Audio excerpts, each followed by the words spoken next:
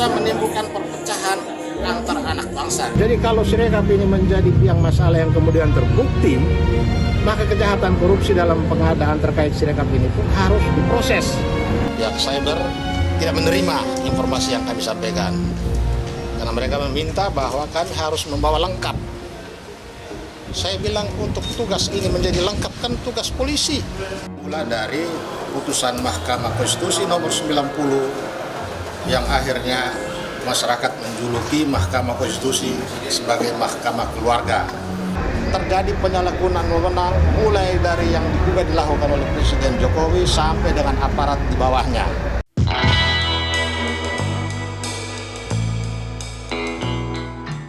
Sebagai negara yang merdeka dan berdaulat, kita memiliki sistem hukum, sistem konstitusi yang semuanya diatur di dalam Undang-Undang Dasar 45. Salah satu sistem hukum yang dibangun dan sesuai dengan perintah konstitusi adalah setiap 5 tahun Indonesia menyelenggarakan pemilihan umum.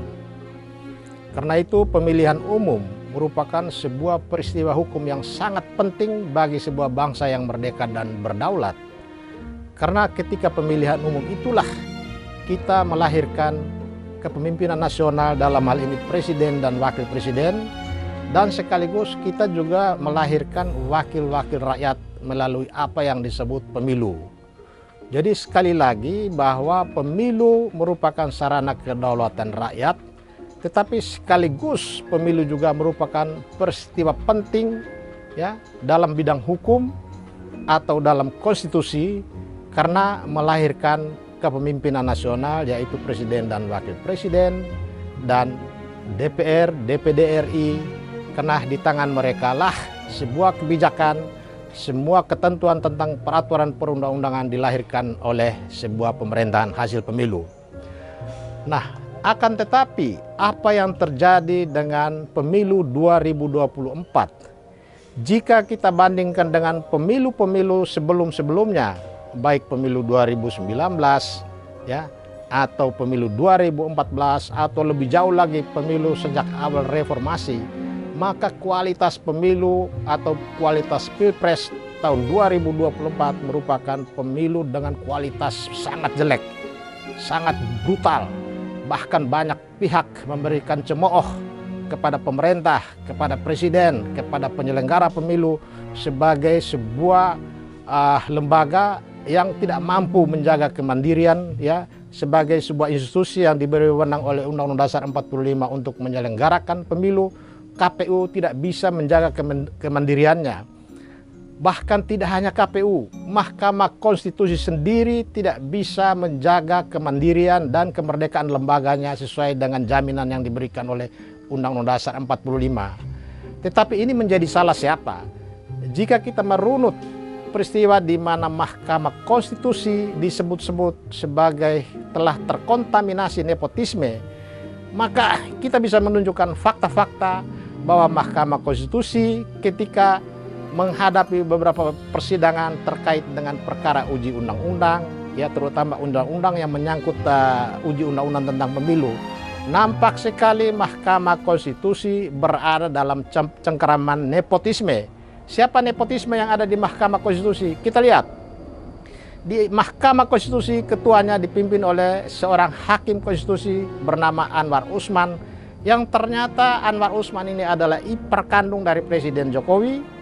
Dan ketika perkara nomor 90 diajukan ke persidangan, ternyata pemohon perkara 90 itu sesungguhnya memperjuangkan Gibran Raka Buming Raka untuk menjadi calon wakil presiden. Kenapa kita katakan bahwa perkara 90 itu merupakan perkara yang memperjuangkan Gibran Raka Buming Raka untuk menjadi calon wakil presiden? Karena di dalam permohonan itu nama Gibran disebut-sebut sampai kurang lebih 10 kali oleh si pemohon.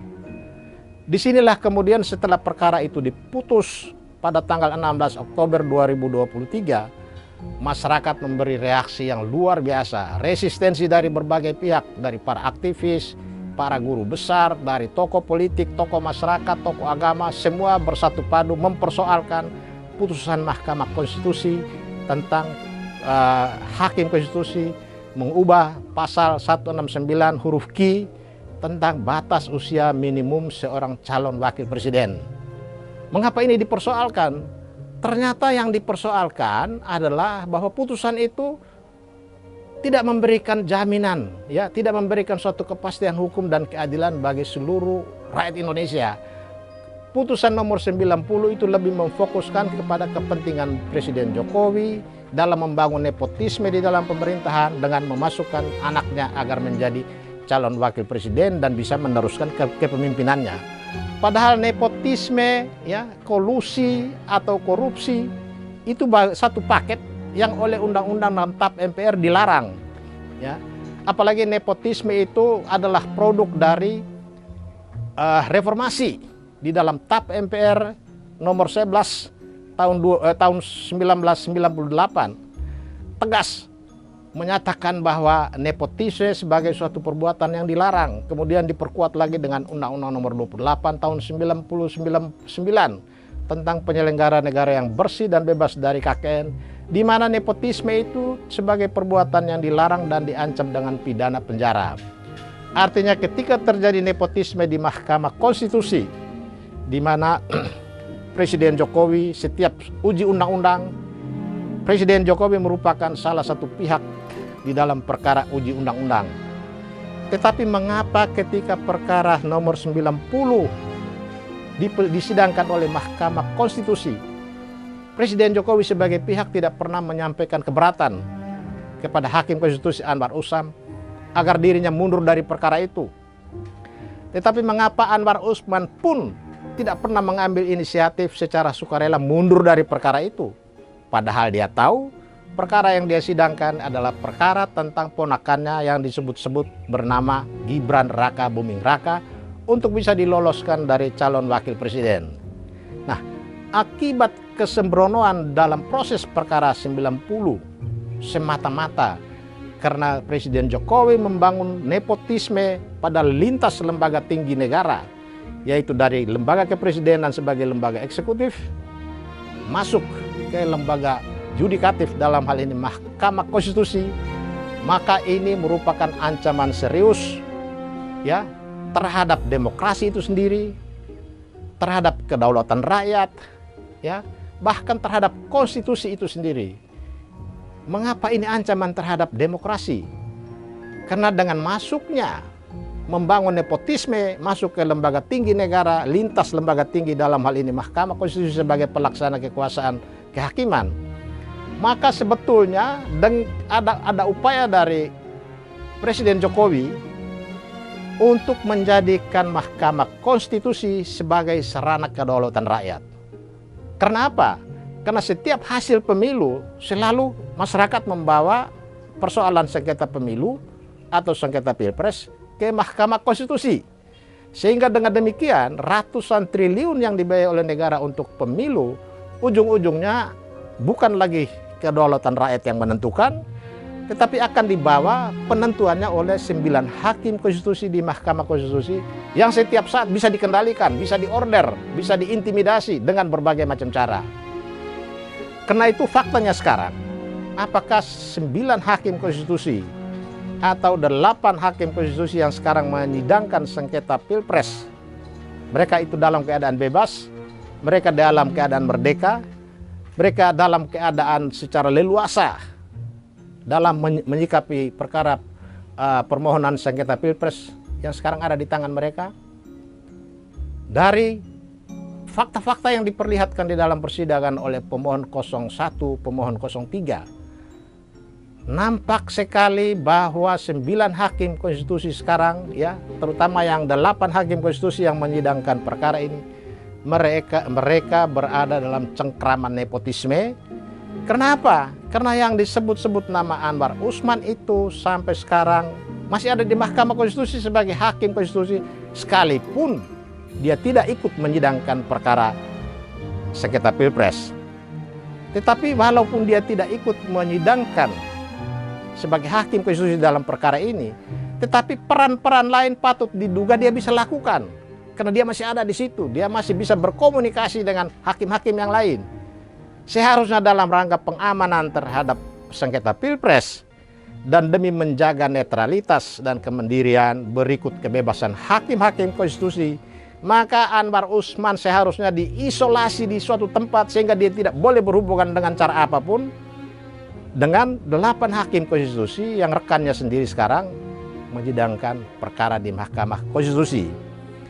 Kita tidak melihat kebijakan dari Mahkamah Konstitusi untuk mengisolasi hakim konstitusi Anwar Usman, sehingga potensi Anwar Usman bisa melakukan sejumlah tindakan, katakanlah mempengaruhi 8 hakim konstitusi agar dalam menyidangkan atau memutus perkara gugatan sengketa Pilpres tidak boleh lari dari putusan 90 yang sudah sekarang dinyatakan sebagai final dan mengikat. Itu bisa saja terjadi.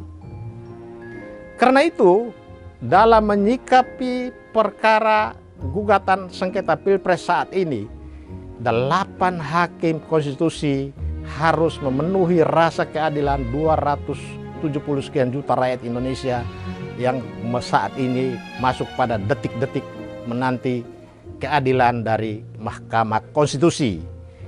8 hakim konstitusi saat ini ditunggu merealisasikan integritas mereka sebagai negarawan yang ditunjuk oleh rakyat, ya, mengendalikan, membangun Mahkamah Konstitusi yang betul-betul memenuhi harapan rakyat. Tetapi jika saja hakim konstitusi yang 8 orang ini masih dicengkeram oleh putusan 90 yang sekarang juga menjadi salah satu objek perdebatan di dalam persidangan Pilpres, maka ini juga secara langsung tidak langsung mempengaruhi kebebasan, kemandirian hakim-hakim konstitusi, kemerdekaan Mahkamah Konstitusi sendiri. Karena pada dasarnya begitu putusan Mahkamah Konstitusi dalam perkara nomor 90 yang bunyinya seperti itu antara lain meloloskan Gibran Raka Buming Raka, maka sejak saat itu sesungguhnya 9 hakim konstitusi di Mahkamah Agung berada dalam cengkraman nepotisme. Karena itu apakah kita bisa berharap besok ini 8 hakim konstitusi bisa memutus ini secara adil sementara integritas mereka diragukan? Mengapa kita ragu? Karena kejujuran mereka, ya, kepakaran mereka, kemampuan mereka sudah tergadaikan dengan putusan nomor 90 itu sendiri. Karena itu putusan 90 ini suka tidak suka, secara langsung atau tidak langsung dia sudah mengikat kaki, tangan, dan kepala 8 hakim konstitusi itu. Tinggal sekarang ini apakah 8 hakim konstitusi itu memiliki keberanian untuk keluar dari cengkraman putusan 90 itu. Misalnya saja 8 hakim konstitusi berani menyatakan bahwa putusan 90 meskipun merupakan putusan yang final dan mengikat, tetapi putusan itu adalah putusan yang non-eksekutable. Putusan yang tidak mempunyai kekuatan eksekutorial. Jadi walaupun kita tetap menghargai putusan itu, tetapi putusan itu dalam aspek sengketa Pilpres, putusan itu harus dikesampingkan. Dengan mengenyampingkan putusan 90 itu, 8 hakim konstitusi memiliki keleluasaan. Ada ruang yang cukup, ruang tentang kemerdekaan bertindak, kebebasan dalam memilih pasal-pasal, ya, mengambil pertimbangan yang parameternya adalah rasa keadilan rakyat. Tetapi apakah itu kita bisa jamin? Saya kemudian mengingat kemarin beberapa tokoh, ya, baik tokoh agama, tokoh politik, tokoh kampus, semua bersatu padu, berbondong-bondong datang ke Mahkamah Agung memberikan dukungan. Mereka menyatakan diri sebagai sahabat dari Mahkamah Konstitusi. Itu berarti harapan publik terhadap Mahkamah Konstitusi, terutama dalam menentukan hasil Pilpres besok. Karena hasil Pilpres ini adalah peristiwa hukum yang sangat penting yang bisa mengubah status kepemimpinan nasional kita ke depan, ya, karena kita akan punya seorang presiden dan wakil presiden Indonesia yang baru hasil pemilu. Maka kemandirian dan kemerdekaan hakim harus dijaga. Tidak kurang dari kita dengar kemarin dari beredar di YouTube bahwa Habib Rizik sendiri berani memberikan jaminan, bahkan juga mengancam kepada negara tidak boleh mengintervensi, mengintimidasi menakut-nakuti 8 hakim konstitusi, karena di tangan 8 hakim konstitusi ini akan menentukan hitam putihnya negara hukum. 8 hakim konstitusi akan menentukan bahwa kedaulatan itu ada di tangan rakyat, yang dilakukan melalui pemilu tanggal 14 Februari 2024 kemarin. Jadi kalau 8 hakim konstitusi per hari ini berada dalam ketakutan, dalam intimidasi, apalagi intimidasi yang dilakukan karena dosa-dosanya diketahui dan di tangan eksekutif yang setiap saat bisa digunakan untuk menakut-nakuti mereka, maka harapan akan kedaulatan ada di tangan rakyat yang disalurkan melalui pemilu 2024 dapat dipastikan sia-sia.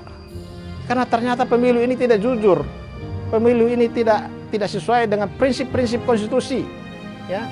Prinsip-prinsip itu kemudian diimplementasikan atau direalisasikan kembali di dalam undang-undang pemilu. Ini semua hanya slogan-slogan semata-mata, ini semua hanya fata morgana.